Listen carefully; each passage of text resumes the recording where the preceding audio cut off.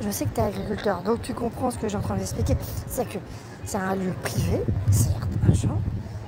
Il y a une activité dessus. Oui, effectivement. Elle doit être respectée. Oui, elle doit être respectée. Voilà, ça suffit les teufeurs. En plus, on vous connaît les teufeurs. C'est des gros petits bourgeois du 6e arrondissement qui veulent juste se donner l'air aventurier parce que ça donne l'air dangereux. Voilà, bon, en plus. Donc, en faisant ça, on n'y gagne pas. On n'y gagne pas.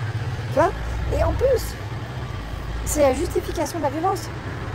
C'est-à-dire qu'on justifie aujourd'hui ce que fait les agriculteurs, peut-être que demain on dira ah ben non ils ont tort, donc on ne justifiera pas leur violence, donc c'est totalement arbitraire, donc de fait on devient à un droit qui est arbitraire, et non plus légitime et égal pour tout le monde, mais aussi, ça veut dire quoi?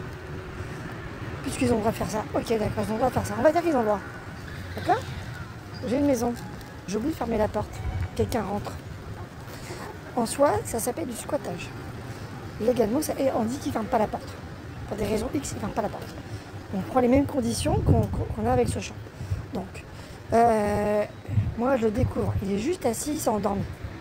Il n'a rien cassé, il ne représente pas une menace pour les biens et les personnes. Je prends une barre de fer. Je mets une petite dizaine de coups dans les côtes.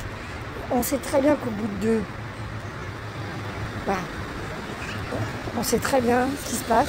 On a vu tous le temps que Bernard Cantat a mis pour tuer sa meuf. Et combien de temps ça a pris? En 10 minutes, c'est fait. 10 minutes de coup. D'accord, le mec il fait 80-90 kg. Je mets 2 coups de barre de fer dans les côtes, je pète les côtes. Est-ce que c'est justifié? Non, c'est pas justifié. Effectivement, il a rien à foutre là. Oui, je lui demande de partir. Monsieur, vous voulez bien sortir de chez moi, s'il vous plaît? Qui me dit qu'il va pas partir? Ah pardon, je me suis endormi, chercher un loup et dormir. Très bien, mon ami. Mais là, t'as rien à faire là. Bon, est-ce que tu veux sortir et que je t'accompagne aux services sociaux pour trouver une solution? Tu vois, ça serait raisonnable. Voilà. Mais là, il n'y a rien de raisonnable. Il n'y a pas de solution. Nous, dans les hôpitaux, ça nous arrive. Alors, ça nous arrive beaucoup l'été et beaucoup l'hiver. Parce qu'il fait froid. Et que toutes les chambres, on ne les ferme pas forcément. Alors, maintenant, on le fait plus. Mais avant, on ne le faisait pas et il y a beaucoup plus de sécurité qu'avant. Bon, voilà. Ça nous a retrouvé de me retrouver face à un SDF. Des collègues femmes ont peur de le déloger. Voyant ma carrure, on se dit bon, non, tu peux aller le voir s'il te plaît et le déloger. Ok, je vais le voir. Bonjour, j'arrive avec un café. Tu vois, bêtement, j'arrive avec un café. Tu vois, bonjour, et avec un paquet de gâteaux. Je fais bonjour, ouais, il faut que tu partes. Ouais, on va pas appeler la sécurité, mais tu pars. Ok, tiens, je te donne un café, tu te assois dehors. Tiens, je te donne un café. Je te laisse le temps de reprendre tes affaires. Je te laisse 5 minutes. Tu prends le café, tu avales le café, tu avales le gâteau. Je reviens dans 5 minutes, t'es parti. Ça te va? Ok. Le mec part. Le mec est parti, hein. Il est jamais revenu, hein. Il est jamais revenu. Voilà. Solution trouvée. À l'amiable. Alors tu me diras, oui, mais il pourrait revenir parce qu'il se dit que là, il arrête de la bouffe. Non, parce que j'ai montré un peu l'écran. Voilà. Mais pas de violence physique. Juste dit voilà, la prochaine fois on appelle la sécurité et par contre on sera moins raisonnable. Tu vois? Il part. Ah oui, c'est pas bien parce que ce mec là il part de dehors et il fait froid. Oui, et on a besoin de la chambre pour accueillir des patients. On fait quoi? Problème insoluble. Tu vois? Le problème c'est que si on vit en société, il faut d'abord discuter, il faut d'abord faire société. Et je le dis, je le répète, il faut d'abord faire société. S'asseoir autour de la table. Sinon, on ne fait plus société, on fait que de la violence et après, ça devient n'importe quoi. On peut même justifier. Tu sais, à un moment donné, on peut dire, à ce moment-là, ils attaquent mon champ, il y a une meuf dans le tas, le pantalon et j'en profite. Ah oui, mais elle a attaqué mon champ, donc je l'ai violée parce que je comprends, elle est rentrée dans mon champ. Est-ce que c'est justifié? C'est de la violence, hein. Ça reste de la violence, hein. On est tous d'accord. C'est injustifié, injustifiable. De fait, tu vois. Et là, le problème, c'est jusqu'où on va.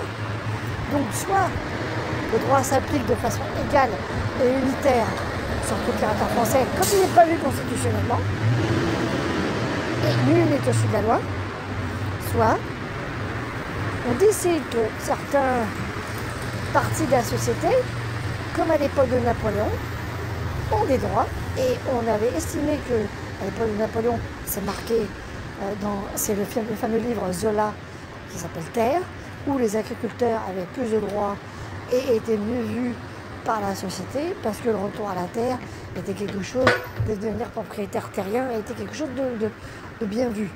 Donc, les agriculteurs avaient plus de droits que l'ensemble de la société.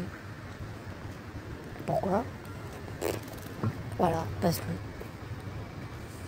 Voilà, c'est arbitraire. C'est totalement arbitraire ce que je viens de dire. Et c'est arbitraire. Et là, le problème, c'est que soit on décide de vivre dans une société avec un droit unitaire, soit on décide de vivre dans une société avec un droit notable. Et là, c'est la France, et là, c'est la Troisième République. Les droits notables, c'est la Troisième République. C'est-à-dire que les notables ont des droits, mais les autres, on n'a pas les mêmes droits. Pourtant, il n'y a qu'un seul droit. Mais tout le monde n'a pas le même droit parce qu'il n'est pas notable. Voilà. Il n'est pas bien vu. Et ça marche plus. Et on ne vit pas en société. Et après, on se plaint. Ah, mais il y a des révoltes. Bah, oui. Ah, mon Dieu, il y a des grèves. Ah, bah oui. Ah, mon Dieu, il y a des révolutions. Bah oui. Puisque personne n'est égal devant le droit.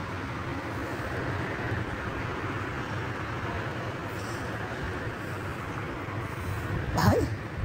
Donc, effectivement, ils ont tort. Les fêtards ont tort. Voilà. Les teufeurs ont largement tort d'avoir fait ce qu'ils ont fait. Voilà. On n'aurait pas dû le faire. On est tous d'accord. Parce qu'il y a un droit qui a été appliqué. Il y a un arrêt préfectoral qui n'a pas été contesté au tribunal administratif dans les temps. Donc, stop. Ils ont occupé de façon illégale un champ, un lieu privé. Oui, la gendarmerie a été prévenue et aurait dû intervenir peut-être plus vite, oui.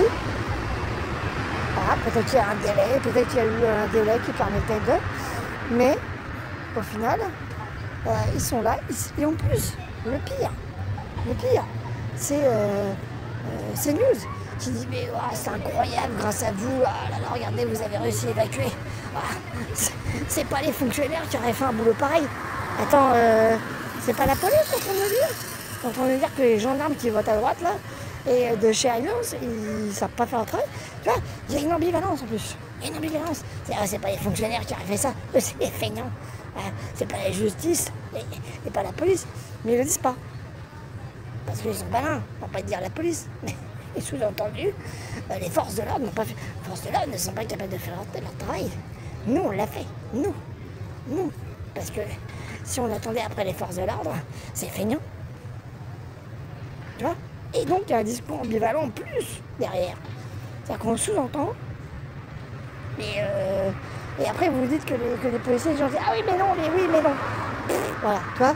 Donc, les mecs n'arrivent même pas à avoir une ligne. Tu vois?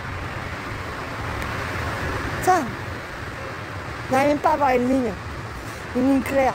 Ils défendent un truc pour dire le contraire 2 minutes après. Tu vois? Ils disent ah, mais les pédophiles, il faut tous les tuer et les envoyer en prison. Morandini, il faut l'envoyer en prison. Ah ben non, Morandini, c'est pas pareil. Morandini, ouais, mais non, mais oui, mais non. Ah oui, mais non, il a eu du sursis, donc tu vois, c'est pas pareil. Si, c'est pareil.